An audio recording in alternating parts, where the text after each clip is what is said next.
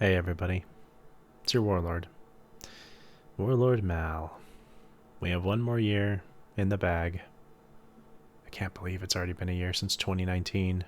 Things have moved so fast. Especially the lockdown, of course.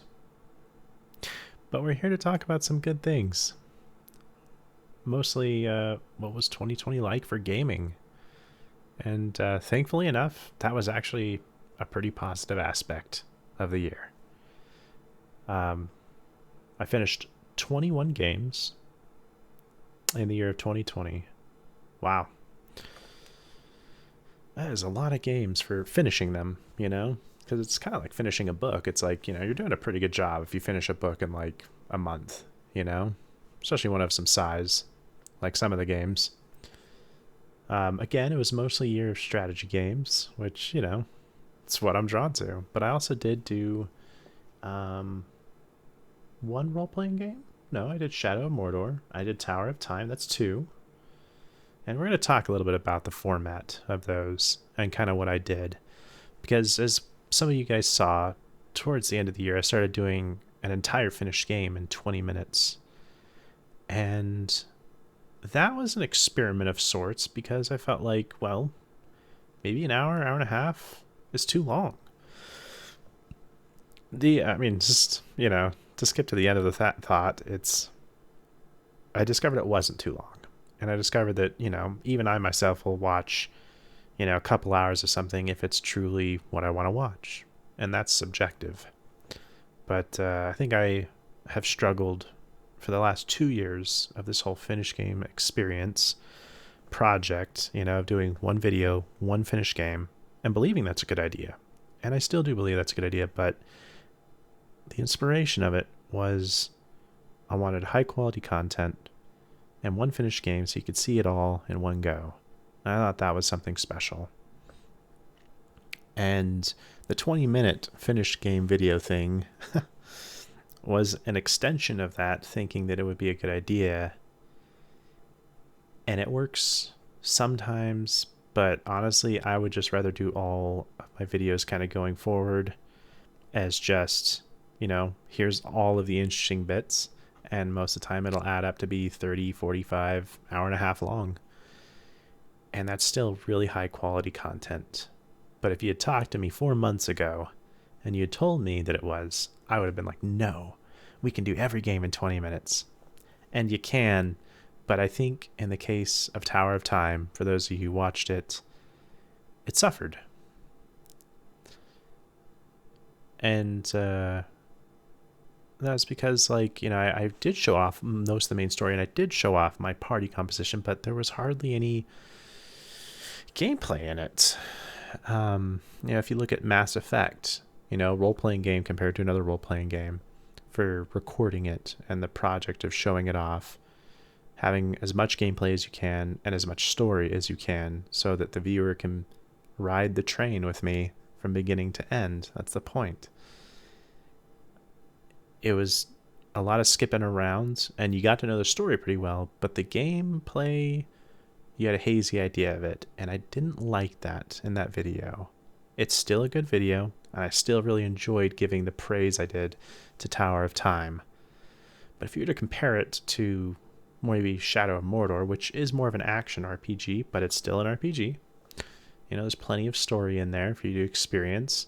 There's not as many choices as the other games, like Geneforge or Shadow of Tower of Time, but still, it feels like an RPG in its own way.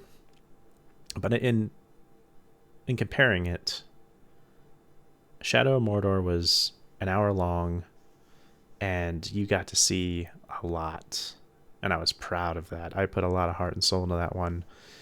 You got to see me go from like a lowly grunt, hardly anything, and as I got new powers, I showed them off. As new story happened, you got to see it. And, if you play the game like I played it, like getting most of everything and completing all the expansions, having all that content in under an hour, that's pretty good. But I wanted more. And so I wanted to press into that 20-minute finished game video thing. And it's still good. It's still viable. But I don't want to do it. but I did enjoy doing Noita and, you know, Dominions in that amount of time. I felt like that was appropriate. But even having an hour-long Dominions game, that's pretty good. Most of those last, you know, 10, 15 hours sometimes. So sometimes faster if you really know what you're doing and can just beat the shit out of the AI.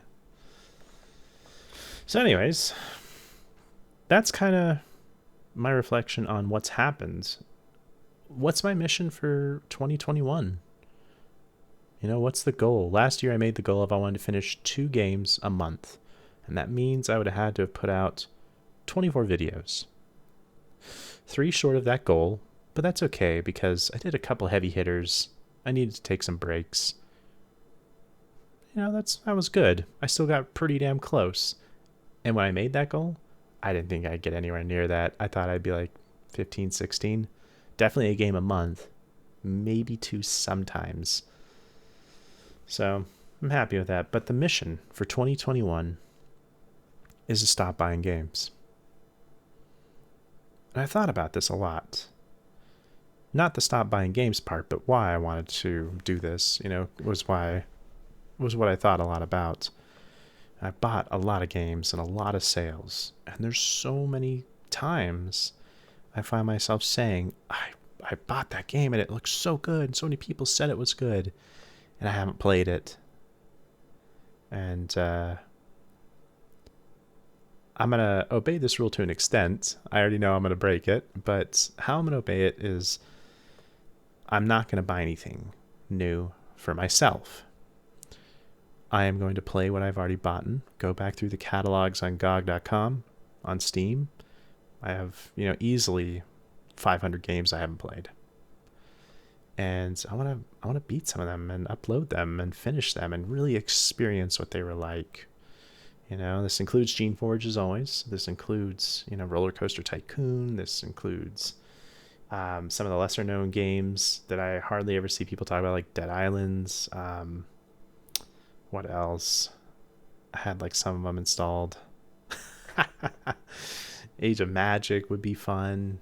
There's definitely a horde of strategy games to play, but that struck me as something important to do.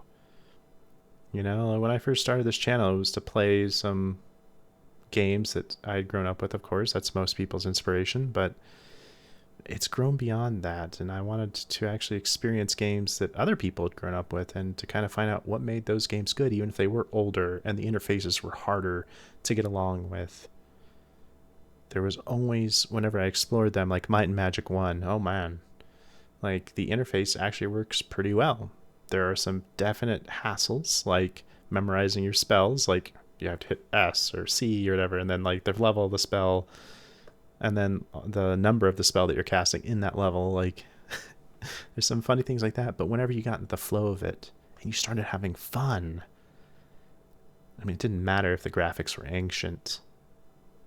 And that is cool. That is the heart of gaming. And, you know, a lot of these older games, they have that. And a lot of newer games have it too. But if I keep buying new things just because they are new things that come out, then I'm in trouble because I'm not really experiencing anything. I'm just hopping around. Whenever you play a game, we all play it on the surface level for the first probably 5 to 10 hours.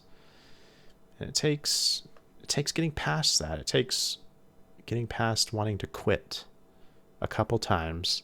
It takes getting frustrated at the game a little bit, but then there's a hill. Suddenly when you're standing at the top because you've struggled with it, or maybe it hasn't been a struggle and you've just clicked with it. That happens with some older games too, or games you already own, and you're enjoying it, and you never would have enjoyed it if you didn't take the time.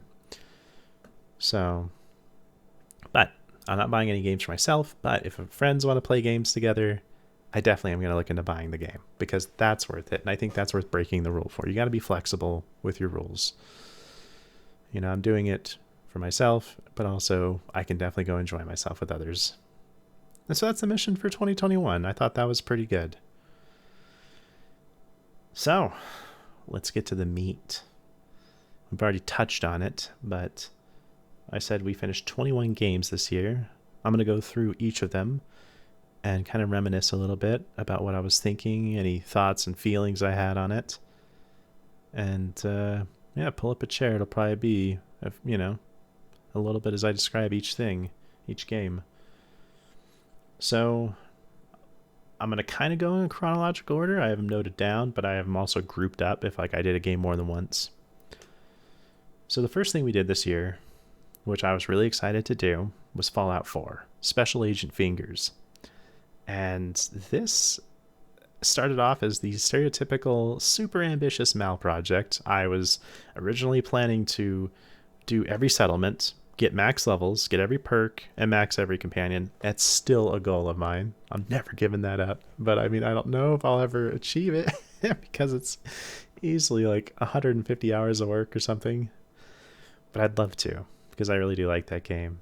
But it started out with that level of ambition, and I played probably 2 separate games, got to like level 47 or 58, and then one game I got to like level 70 something, and I was burning out.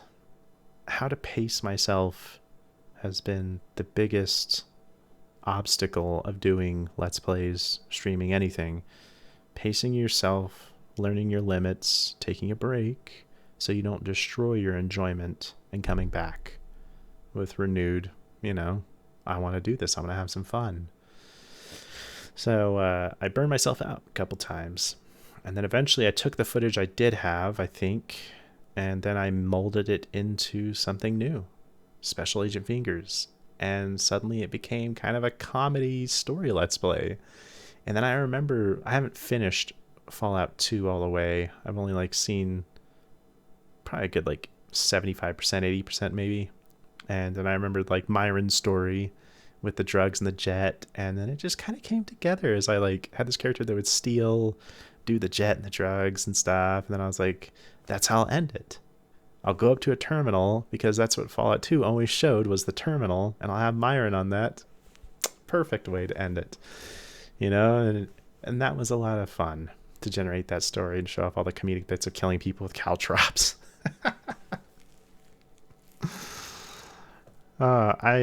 So it didn't start off fun at all. It was actually a couple mountains of disappointment, to be honest. But once I let that go, of like trying to do something impressive, it came together. It doesn't mean that goal wasn't important to me, like the big one where I wanted to do everything, because that's legitimate. But I don't know how to approach that goal in the right way. And that's something I need to learn before I can finish it, rather than just burning myself out and going through crazy attrition. You know what I mean? I'm certain most people have experienced that. Anyways, so Total Annihilation Kingdoms. That was the next one. And people called me out already on the video for that. But Seth Zintak is amazing. I love his videos, and he came out with that video, and I instantly wanted to replay it. At the time, whenever that video was released, Azurus, one of my friends I play with on a Discord, I had bugged him for like 3 weeks. I'm like, are we gonna play? Are we gonna play like Total Annihilation Kingdoms? And I kind of got like fed up waiting, and I was just dicking around on it, and I started having fun with the game again, and then I discovered how bad the AI was again. That was great. So I beat the shit out of like 7 AIs or something, whatever it was, the maximum amount. And that was a lot of fun. And that, I'm sure there's mods out there for the AI, because people have modded Total Annihilation, and they've gotten the AI to be a lot better. So, all right, next game is Dominions 5, Late Age Mictlan. Mictlan. A special place in my heart. Love Aztec, South American mythology, of course, as I've said before last year.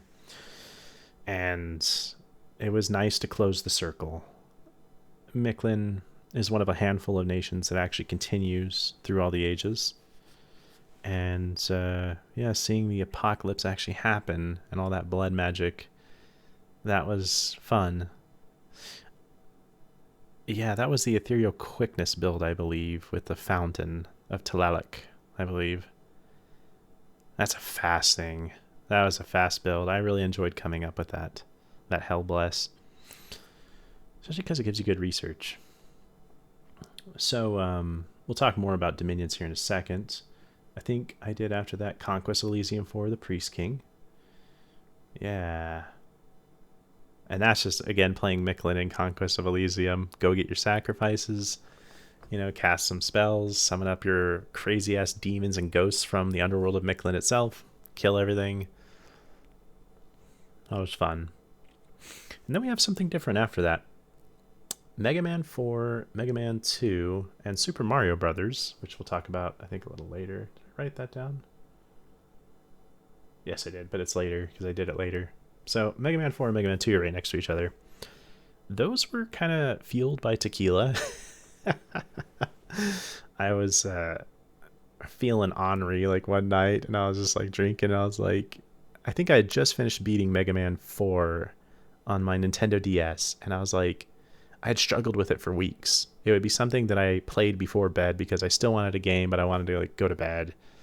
And so I would get in there and I would play, and eventually I just beat the shit out of the game. And I was like, okay, well, I beat it and I have the confidence to show this off, which is something I always need before I do an LP. That's why I can't do blind LPs. I just feel too self-conscious about being bad on the camera. And not only that, it feels like a waste of time. Sometimes I'm like half trying to impress you guys, and then the other half, I am just wanting to have fun. And the only way for me to have fun is to have confidence in what I'm doing, and then I can feel at ease. You know, I'm showing you something that I'm decent at. And hopefully that's something, you know, you would enjoy with like my commentary that was super goofy and just like strung out Mega Man going psycho and doubting his existence and having like alternate like origin stories. It's just dumb shit off the top of my head. Mega Man 2 was much the same way. You know, more tequila, more me beating the game in one run. That was important to me, to always beat the game in one run. And there's something special about that, of just having the ability to flow from one level to the next and do everything. Yeah. So that was more of the same, but I enjoyed doing it so much on 4 that I wanted to do on 2. And I was planning on doing 1, 3, 5, and 6. And I've beaten 3 since then. It's been a while since I beat 1. I think like the freezing blocks, it's always like the motion blocks or the appearing blocks, I think is what they're called. Those give me trouble on 1 and 3. But I eventually do get okay and memorize it, but you're going to see like, you know, 5 to 10 minutes of me like raging out on it. And but hopefully I would get good at that, and to where it'd just be reflex at that point. You wouldn't have to sit there and struggle to be like, come on, Mal, fucking just come on. And like a lot of people get nervous and they see people failing at jumping puzzles. So yeah. So moving on, there was actually a huge accomplishment after Mega Man 2. One that I had been trying to get for years. Holy crap. That took a long time. It was Grim Dawn, Noob to 170, Crucible, Gladiator. I can't tell you how many times my dad and I play Grim Dawn together. And he actually has like almost 2,000 hours. I think past 2,000 hours on it. And I made like a trophy set for him, like showing off all of his characters. And maybe I have that. Maybe I can show that to you. 1 second.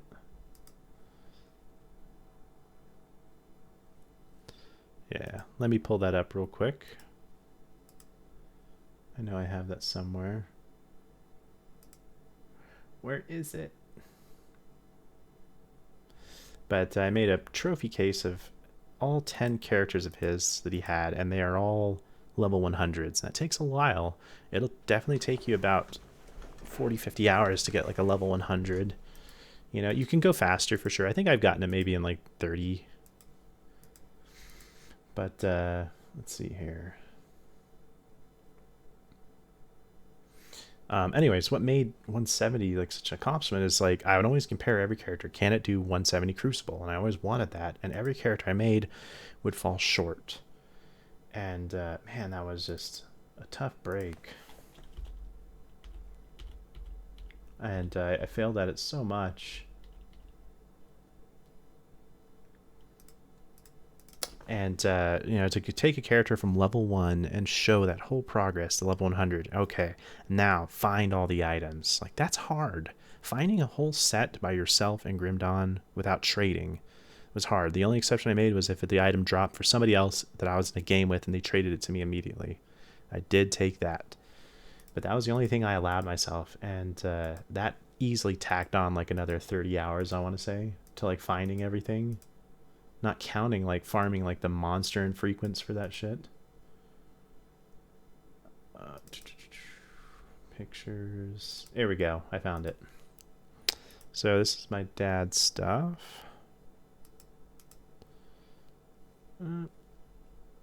Let's add that in there as an image. Okay. Browse. Yeah, this was really cool. I put like a couple hours into making this. Pictures.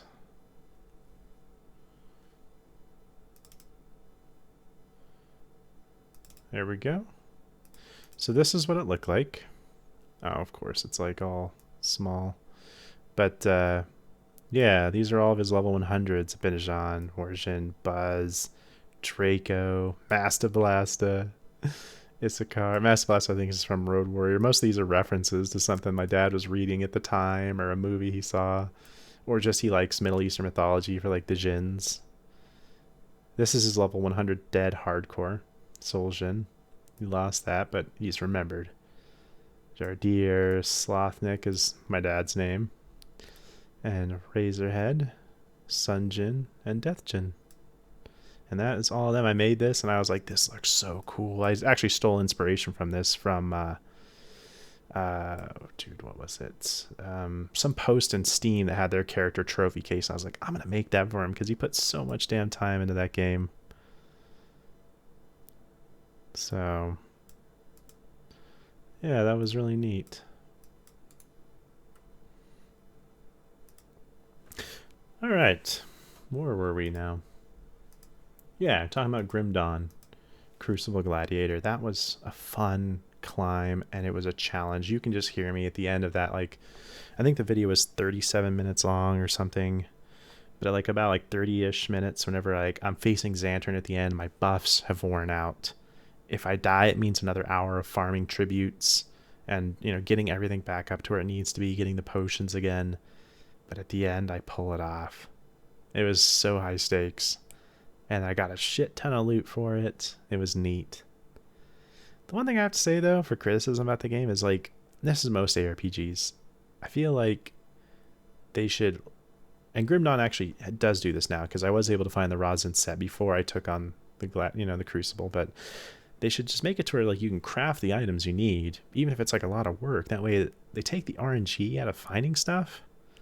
I always felt like that was kind of backwards. It's like, go out, work for your crafting materials, get everything good, and then, yeah, like, you have a character that can then take on the final challenge, rather than it's like, in the past, before Forgotten Gods, like, you seriously had to go do the Crucible. And so it was like, do the Crucible on, like, an easier mode where you're getting hardly anything, so that you could get a set, so that you could do the Crucible. You know, there's a lot of times you're doing the Crucible for loot, but you needed the loot in the first place, so it's like, unless you already had a character that beat it somehow without, like, the really good loot, which would be really hard. I'm sure it's possible, but yeah, they should just kind of make that, characters level 100, you get your good set, and then finally you kick the Crucible's ass, and that's your crowning moment.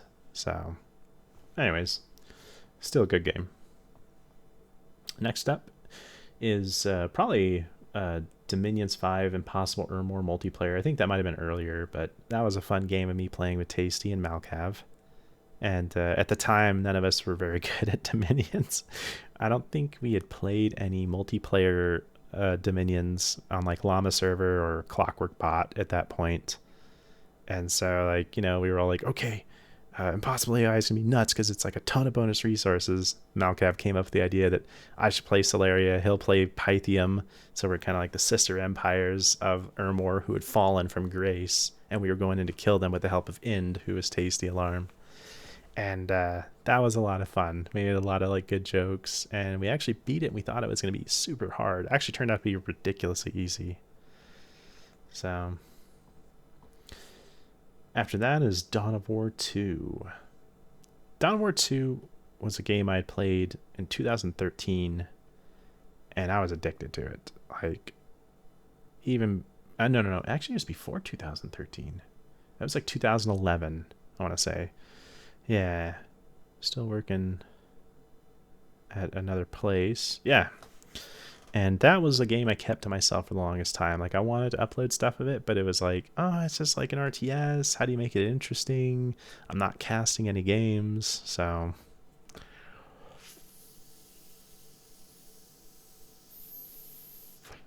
yeah.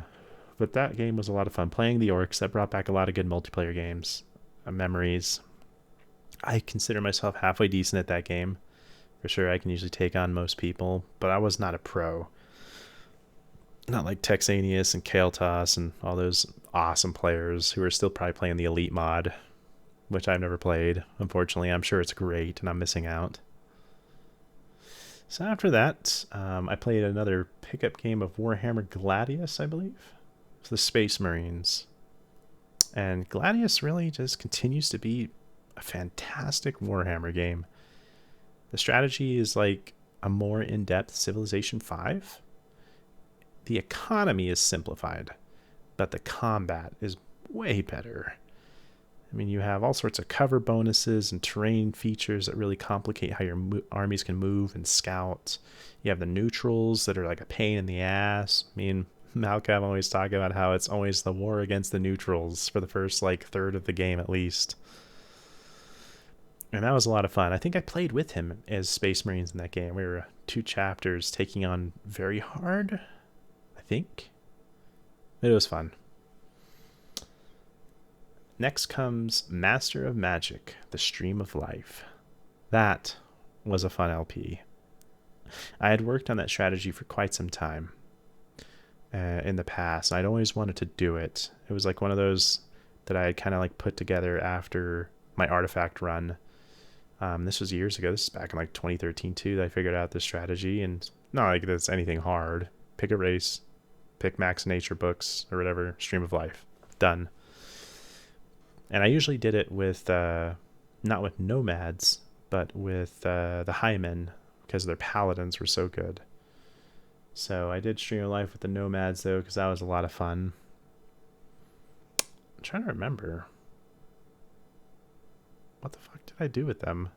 I think I just built up a bunch of armies. And I know the strategy works really well on very hard, but on impossible... Impossible is its own brand of hell. Like, you just need armies that take no losses. And that's tough. Or it's like they can absorb the losses easily, like, you know, or they're really fast. Like if you took 11 books or 10 books in death or whatever, I think it's 11. And you had raids from the get-go, and you're just like eating all the towns within like 20 turns or something on both planes, where it's something just crazy. So that was a lot of fun to show off. You know, the building process of each town. I built up like 5 or 6 good towns. So the next one I'm actually pretty proud of too. City Skylines. I'd always wanted to beat it. I bought all the expansions, which cost a lot of money, and it was a lot of fun. Like whenever I built stuff in City Skylines, it was always like the same old. I'd get to like 15,000, 20,000 pop, and then I'd stop. Yeah, and it would just be like, okay, I built a city, cool. I never pushed. And then I never had also finished. I'd never done any of the like the industrial expansion. I had barely just touched on that, I think, one time I played. So I finished a lot of that out. I finished like the disaster stuff. I had all the disasters on, so my city was just going like crazy. Crazy, like destroyed by like tornadoes and lightning and everything. That was fun. I was proud of myself for finishing that and building up a population of like 60-some thousand and solving all the traffic problems. You know, that's like the main difficulty of that game is traffic. That was fun, and I designed each city in concentric circles. So it was like this giant web with highways interconnecting everything. It was neat. So it not only looked cool, but it functioned really well and generated a lot of cash. It was fun. So next up, Shadow of Mordor, I believe. Shadow of Mordor I'd done in the past, but I had never done any of the expansions. I just did the vanilla game. And so that was what was new this time, and I was really proud to do it with all the expansions as well, because you'll see a lot of people complete the base game, but it's usually really rare that they complete the game with all the expansions. And that actually makes it a finished game. And so that was a push, because let me tell you this, by the time you're done with the first expansion and the base game, you're done. You want to pretty much play something else. And again, that goes back to like what I talked about earlier with the pacing issues. Pacing is a bitch. Let me think. So it goes Shadow of Mordor. There's the whole base game there, and there's a lot to do. And the first expansion is the Bright Lord. I think that's the first one. Yeah, because it goes Lord of the Hunt, the Bright Lord. There's got to be a third one. Why am I forgetting it? What is it? Now I gotta look.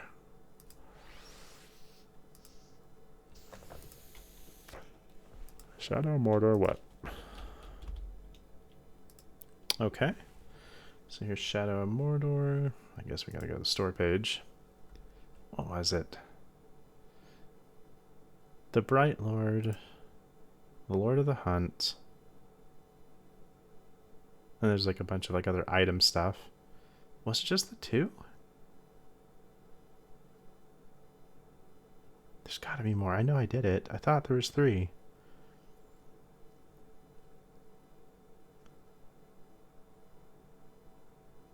Where is it? Sorry guys.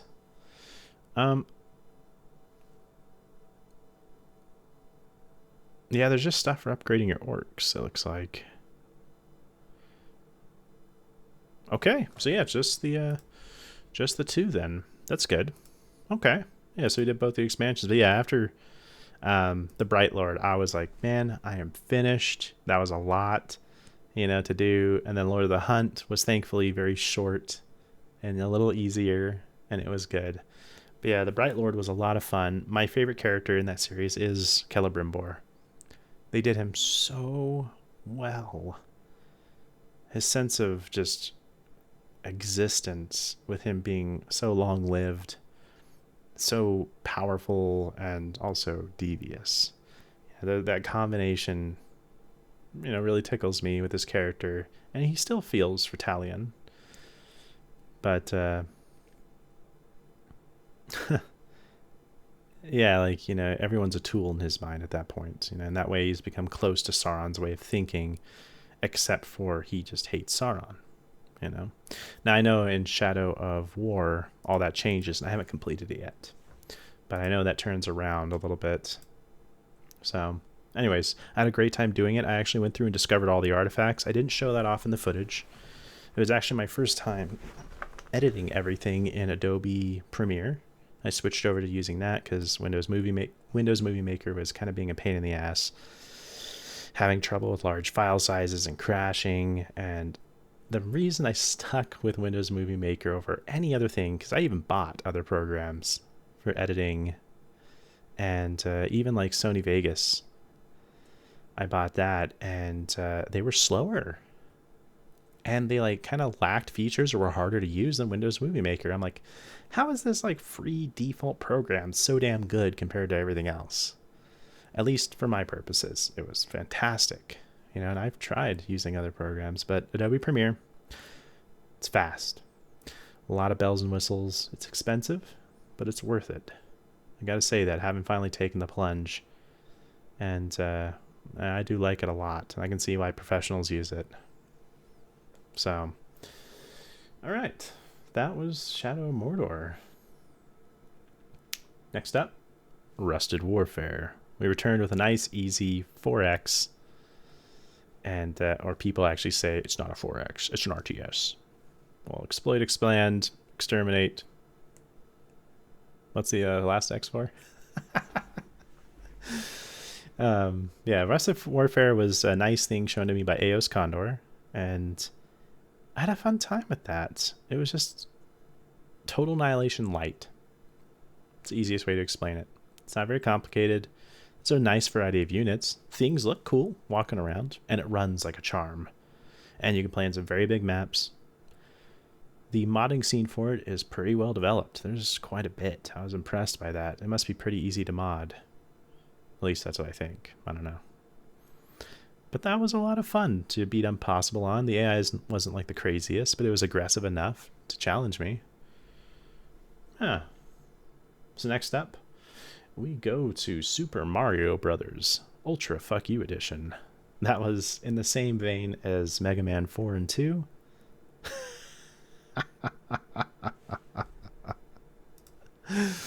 Another tequila-fueled Super Mario Brothers adventure. I had a blast.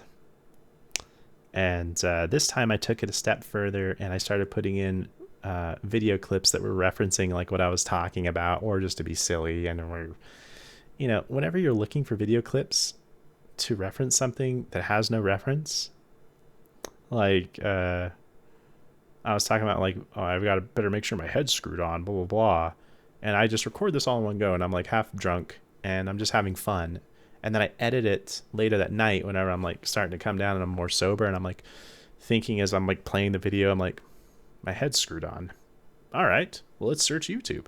And I search it for, you know, make sure you have your head screwed on. And you find like old obscure fucking bands, you know, that like fell apart. And they only had like that one little minor hit in like a Seattle region, I think it was. In that one little part of the city they were known for like a little bit, and then that's it. That was interesting. So like that's how I kind of like put together that video. It was just like I had no plan. I just said shit, and then I matched. If there was a reference for it, I found that reference and put that video in. And if there wasn't a reference, I found a video and I forced it in. And then I beat the game all in one go. So I enjoyed doing that. And I did that also with TFTD and XCOM for some streams I did. And I just took those down because they weren't finished games. You know, they didn't fit in, but I still wanted to play something and have fun that one night. So that's why they're not on here. But I will do a finished game of XCOM soon. The XCOM-a-thon 2. It might have to happen. But not before I do some other games, you know? That's like something I can just do whenever I feel like it, so it takes time to learn a game and then LP it. You know, you're playing it twice, minimum. So that's why it always takes so long to get these out. Anyways, after that, after Super Mario Brothers, Tower of Time came out. And that is a game I'd always wanted to do. And it was actually the last game I was doing before I stopped doing Let's Plays and started doing just the one video, one finished game, the finished games videos. And someone had asked, will you ever return to this? And so it's been like, you know, a year and a half, 2 years later or whatever. And I finally got around to finishing it. And I tried to make that video as short as I can for a role-playing game. I felt like at the time, the Mass Effect video I made was my favorite edited video. It was my favorite finished game experience. The combat editing was like sped up and then slowed down for like kills. It was kind of cinematic. I had cut to the most important points of dialogue, kind of sewing together the story as I saw it, and to where it all flowed as like a natural conversation. That took a lot of work, but that was so much fun. But ultimately, because I showed as much as I possibly could and just was busy condensing, then the video was like 2 hours long. And I felt like it suffered because of its length. Now, I mean, that's my own personal hang-up. People are going to watch what they want to watch. And that's something I have difficulty learning. As long as I'm not producing content that is purposely wasting your time, talking on, you know, bambling, you know, hunting around for something like, I'm going to alt-tab and go to a wiki page and read this shit while you guys just sit here and I'm not doing anything. You know, there's a better use of your time. That's where the editing comes in. So I didn't do any of that. What I had showed off was 100% me trying to display the game in a concise manner, and it took 2 hours. That's just how long it took. And for people that liked the way I displayed it, they said so. They actually told me it was really good, including Graz, who replied on last year's 2019 experience. But I just got the comment today, so it's 8 months later. Sorry, Graz. But Tower Time suffered kind of as a result of my thinking for that way. It was a lesson. It's still a good video though, but it's like 27 minutes long, and I do my best to show the gameplay off as I experienced it, so that was still good. But you don't get to see as much combat and any of the specific boss fights, really. I just tell you about the mechanics, I tell you about the decisions I made. You get like a few minute chunk of that, and then the bulk of it was me sharing the story progression. And then there's a lot of people that hated that. A lot of people reacted violently to that when I posted the video on like Reddit and other places. They're like, look, this is spoilers. The best part of it is the tower experience, the story, and you're taking that away. And I was like, well, I mean, I'm not. I'm showing off some of the story, sure, but it's a finished game video, so if you click on that, that's kind of your own fault. But people still fought against it. But I could see their point in a way, but not in the way that they said it. They were telling me, don't show a video that shows all the story because that's spoilers. What I heard was, this video isn't good enough. And so that's the way I took it, and I processed that for a while. And then I came to the conclusion that, I should have done something closer to Mass Effect, where it was me going and exploring the maps, and you got to explore those maps with me and go to those places and see the dialogue, the pieces of it that mattered, and edit them together. That's the right way to do the finished game. You're still going to have the spoilers. You're still watching the game. You want to see the finished game. You clicked on the video. And so it's something I'd like to do with Geneforge. I won't make that mistake with Geneforge. At least we saved, a truly great series for that, right? But Tower Time suffered in that way only because of what it could have been. The video as it stands, I'm still proud of it. I did a really good job showing off the story, and it's still very concise, and you still get to see how my party functions. So mixed feelings, but still not bad. Well, next up, I started at that point kind of, still trying to do the 20-minute finished game video series, and that was Grim Dawn Koldfire Queen in 20 minutes. And that's actually, weirdly enough, my most popular video of the year. It's like almost 6,000 views now out of nowhere, when most of my videos kind of top out at about 1,000 and some change, maybe close to that. It takes them a few months to kind of get there. And that one just came together. I mean, Grim Dawn's easy to do concise. Here's an item. Here's an ability. You don't get too many abilities in Grim Dawn. You get like 6, 7, 8, maybe it tops if you have like a bunch of items granting skills. And then you basically just skip until you show the equipment, and you show like the devotion build as you go along. And I mean, I'm not showing any of the story because, I just didn't do that with Grim Dawn. It's just me finishing a character build, really, in 20 minutes. And that worked out really well. What would have made it a nightmare is if I tried to make it perfect. That was the one good thing I did for myself. I had a skill build with a devotion build, and it worked well. But to perfect it, to make it truly amazing, I would have had to probably taken it to 170 Gladiator Crucible, Shattered Realm, and been successful in those areas and beat them. And that's another 60 hours, 80 hours, to polish off that character, get the gear I need. And forget that. I just wanted to build a character and have some fun. And that's the trade-off. Still a great video. I love that character. It was fun to put together. Also, I learned that I was under the assumption that whenever you converted damage in that game, all your abilities' colors would change with it, because that's kind of what they said. But no, it's just the items that change 100% of a skill's damage will change the actual cosmetic look. So I was expecting myself to, as a demolitionist, to throw Blackwater Cocktail and it explodes in blue fire. I was like, oh, dude, that would be so cool. And no, it's dealing cold damage, but it's still red fire everywhere. So unless you find an item that 100% converted to cold, you won't see that. And that kind of disappointed me. That was kind of why I was doing the whole build. And I was like, oh. So after that, I did some Dominions games. We did Arcoscephale. Yes, And at that point, I kind of made like a stupid challenge to myself. I do this all the time. Like, let's take a game thing and make it hard. And it's not really hard per se, but it's challenging. So basically, my challenge was go from the top of early age and finish all the factions. And then, do the same thing for middle and late. There's 90 factions in this game, in Dominions 5. That's a lot to learn. And each nation doesn't play it a crazy ton different, but it's different enough to where it's like your mages have access to all different spells. There's different abilities to plan for. And then there's your pretender that's unique every game that you can make your nation go in a different way. And so you got to relearn everything, over again to an extent whenever you play each nation. Your knowledge of spells and blesses and different defenses on troops like invisibility or ethereal or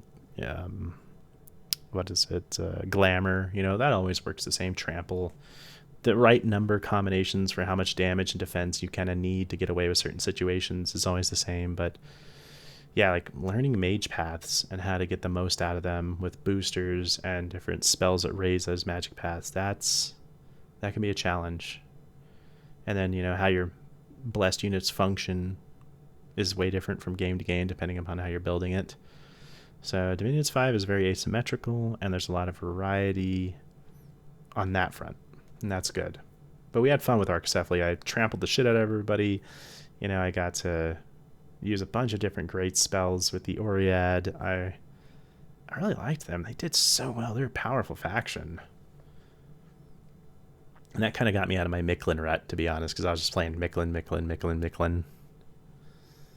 So after that, I think I went on to Ermor. I think I did one other thing in between Ermor and that. Let me double check. I did Noita. Cool fucking game. Really liked it a lot.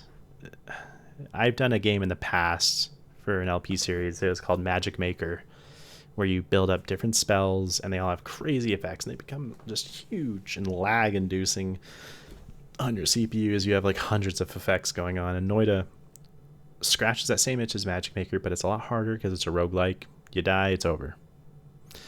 And I like the other aspect of Noita that I really like, other than the custom making of wands and spells and building up something spectacularly powerful that's super addicting to gamers. Good job, Nala. Is there's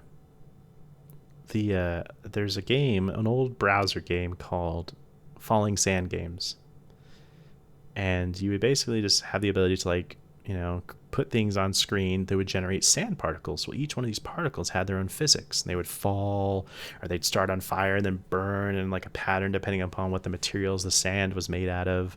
So like wax would burn longer than like something like gunpowder, which would just explode everywhere. Well, Noita incorporated that. And I always loved those games. I thought they were so neat. I would just spend hours sometimes at like the college computer campus, like drawing a whole map and then like trying to make the reactions go off in a certain way. Like I'd start with like water on the top of the screen with the water pouring down. And if plant matter got in contact with like the water sand or whatever, it would grow plants. Well, eventually, like there would be fire at the edges of the screen, and the plants would grow into the fire. Well, if plants come into contact with fire, they'd burn in like a big old pattern. But you could eventually get it to where like the plants were continually burning, and then growing, and so you got like this crazy cycle going, and it was a living system on its own, and that was neat. And Noita has a lot of that, where everything looks like granules of sand. They're pixels, and they interact with each other. There's a ton of fluids in that game that have like varying effects with each other. Oh man, good game. I started off with it and I didn't like it because of the roguelike stuff, the permadeath. That's still always a bit hard to swallow, but because the game gives you like cool stuff within like 10-15 minutes of you playing each time, it's pretty forgivable. It makes you keep going. It has enough progression to always spoon feed you into like taking those next few steps, even if you're like, I just died. I'm annoyed. I'm fucking pissed. So that was fun. And then after that, we did Dominions 5, Ermor. Huh. Ermor was interesting because Ermor Middle Ages is what every player in Dominions 5 fears. They're undead, and they eat and kill all living population with their dominion. But the early age, they're like the Holy Roman Empire. They have powerful casters, powerful priests, tons of fire. They have fire communions right out the gate. So I built myself a giant red dragon and I expanded like crazy in that game versus the AI. The AI didn't stand a chance. Even if I had put them on harder difficulty, they would have kept me at bay longer, but yeah, that was a lot of fun.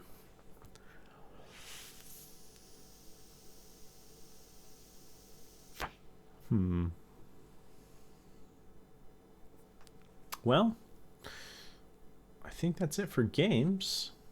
I only had a couple other things to talk about. The first one was it's 2 years of finished game experiences. How do I feel about it?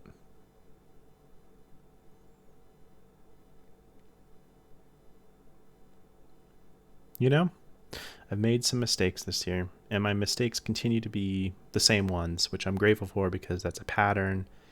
That means I can get better at it. It wasn't like a one-off. It wasn't unlucky. It wasn't just me feeling weird one day. And pacing myself, to play, to enjoy, and then taking a break, not setting the expectation too high. But if I do set it high, make it reasonable to achieve that progress each day and not push myself to where I hate it, and then come back and pick up that weight again and keep going if that's what I really want to do. And that's been a lesson to learn. The other lesson is don't try to finish big games in 20 minutes. If a game can be finished quickly, okay, then it is so, but don't force it. I think both of those lessons, the one I just said about pacing and don't force it, kind of go together. Play to enjoy, keep it as a hobby, and don't have your expectations ruin it for you. That's what I think of this year. Because then I get bitter and resentful towards people. It's like, oh, no one likes my stuff I worked super hard on Tower of Time and Shadow of Mordor. I put so much work. And it's just, hey, more or less people were interested in that. But, it wasn't a ton of people, and that's okay. I'm okay with that. I really just like talking to people about the games I play and what went on in the video. Any stories they have about the game, like especially, if someone comes in with Dominions and they have a story about what they've done or what was cool, I always like to hear that. Or, at Master Magic, whatever. Yeah. Well, guys, thank you. Thank you to Grast. He's watched me forever. And thank you to Piggy, Malcav, Azuris. You guys have always been there. I appreciate you guys hanging out and having some fun and playing games. And for everyone else out there who hasn't, like Getter 7, Liquidated, you guys have been with me for a long time, many years. I know I'm forgetting some people right now. I'm just trying to think because I only upload like a video like once or twice a month, so the names sometimes get away from me. But if you comment regularly, I do remember you guys.